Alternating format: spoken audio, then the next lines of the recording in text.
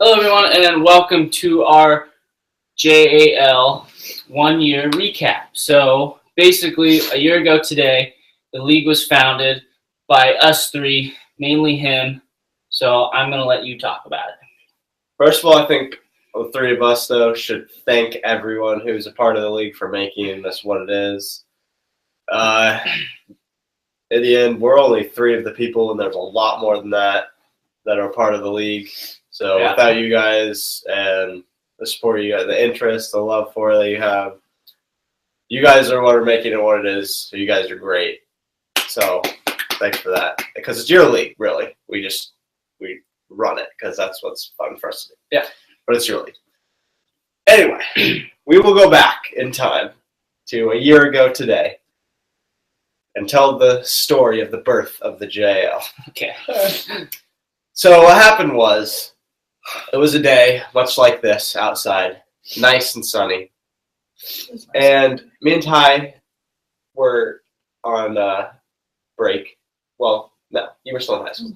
Yeah. Well, you guys were both basically on break because you never went to class.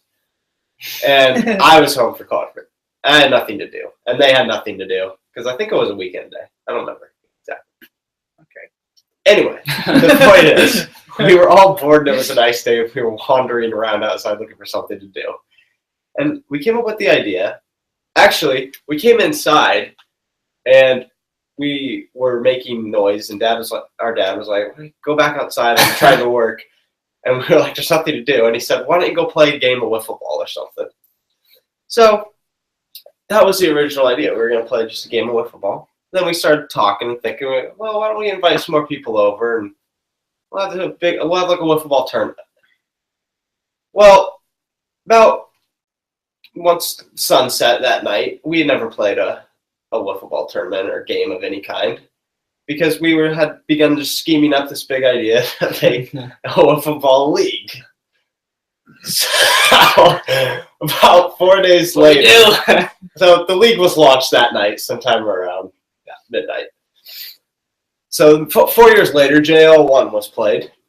Started out as 4 just... days later? Yeah, it was 4 days later. His first tournament was played on the 22nd. You said 4 years. Oh, I said 4 days. 4 days. So, and it was basically just us and a few other family members and a couple friends. As the summer went on, it kind of morphed into more family and more friends.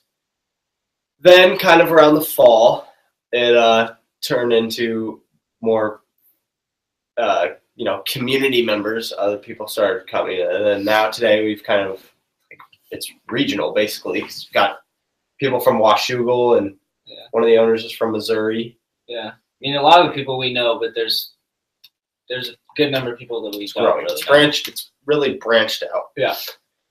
So I'll just take you through some of the levels of what's happened in that year. The first three tournaments, there were no franchises. We call it the pre-modern era. It was just, as you guys remember, you picked a teammate and made up a team name, and you went out there and played. JL4, we said, now we're going to make this more like the pros. We're going to have set franchises with owners. They're going to build their teams. We're going to do it that way. So we had the 4 founding original franchises with the Underdogs, the Rapids, the Cobras, and the Bison. So that went from JL4 to 9. And then 9, a couple things happened. We introduced the first expansion team, but maybe even more importantly, we incorporated a CBA and money, contracts. That's when all that came in. And that just added more structure to the league, everything. Made it feel more, even though it's a very small amount of money, made it feel more like kind of real. Big deal. Big deal-ish, yeah. And then from 9 to now, going to this next tournament, we went from, JLA, we had 4 teams. Upcoming JL 10 teams. Now we're getting jerseys, and we can't tell you what's coming in the fall, about November, but we got kind of another big thing coming that's going to really be another one of those big changes in the league. A few people know about it, so don't say anything if you're one of those. But we're definitely, it's still expanding, and we like where it's going. Well, I'm excited to see where it's at. Yeah, we think it'll just improve it next year. Make it better, basically. So what do you got now, bro? All right, so now we're basically just going to go around the horn and say what our favorite moments were or some of the biggest moments throughout the first year. I'll start with one of them, and I will say Jacob's bomb of a home run in JL 11. Never be forgotten. No, it's probably the hardest hit ball in the league so far. I still don't know how he hit it that hard, but it basically won him the championship. And MVP. And the MVP. So that's one that I won't forget for a number of reasons. That has to be the biggest moment. Because I just want to say when he hit that home run, and at that point I knew they were going to win because it was late in the game and they had taken a 3-0 lead. No one was scoring in that tournament because of the conditions. Yeah. That moment when I saw that ball go from his back to the way out is when it struck me. Miracles can happen in JL, and anyone can win. Yeah. If you get lucky enough, and pretty much. That's what that one was. All right, Ty, what's one of yours?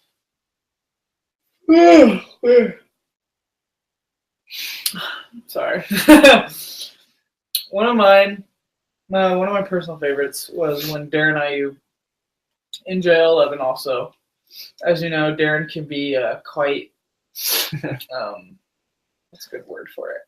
Reckless. That's a good word for it. Out in the field and up at Apple Park, which is basically just our backyard.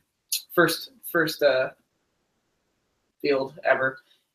It was rainy. It was muddy, and he went like 100% for this ball that was gonna be like a home run. And he slipped and ate it, and it's like going downhill in this field, and he ate it going into the trees in the forest, which is where the home runs go. But he saved it, and they only got a triple. And that was the funniest. That was the funniest JL moment I could think of. Okay, mine is gonna make your heart hurt a little bit, Brock. I think you know where I'm going with this. Yeah. So, over the course of this year and the 12 tournaments that there's been, we've kind of seen eras in the league kind of molded out over time. You know, in the beginning, from JL 4 to 8, it was the Cobras and the Bison back and forth battle for power. From about 9 to the last tournament was the Lynx were kind of the premier team of the league. Now it's kind of the Express. We'll see if they can keep it up. It's only been one tournament, but anyway, so there's kind of been these different eras as time's gone through, and that era from it being kind of the Cobras League to being the Lynx League, for me it all changed in one play. And it was in JL 9 when the Cobras were going for the first repeat, and the Lynx were actually making their franchise debut. They won the championship in their franchise debut. But we're playing them in the championship.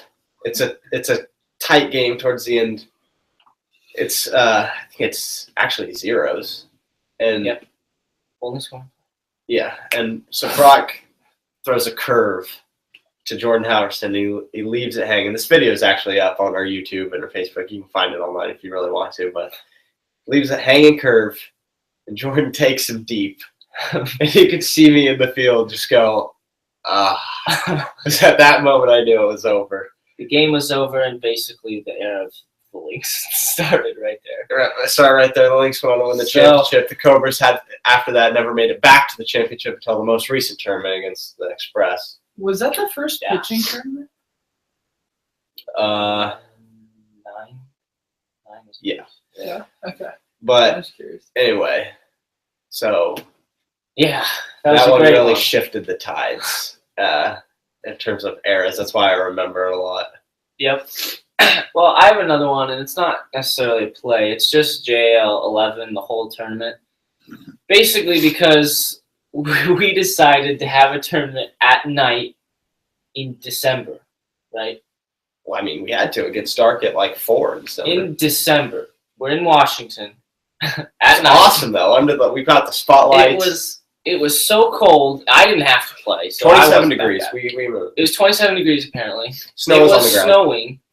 And yet, a bunch of people came to play. There were even some people that just came to watch, which So that stands out to me because it actually showed that, people are gonna come and actually watch this thing and play in this thing. And it's kind of big, so I like that tournament, even though I didn't play in it.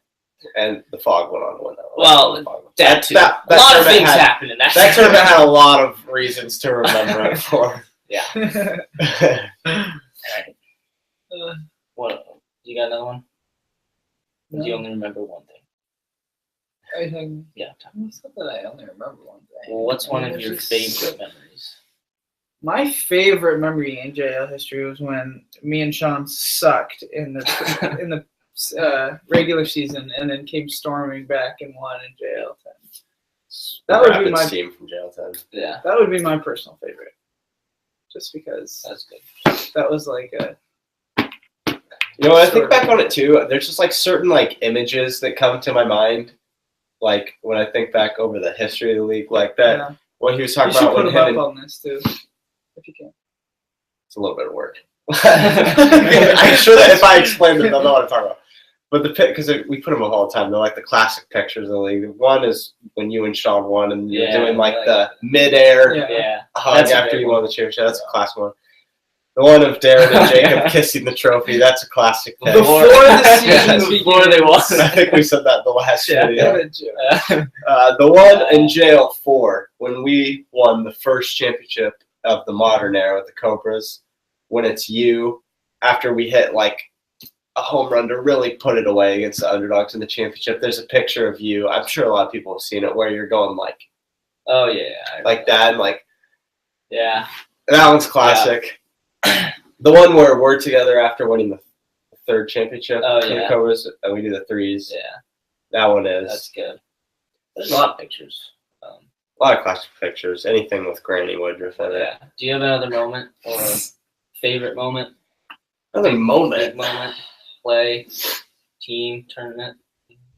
Well, I want to ask Ty a question because you have a little skin in the game on this, Brock.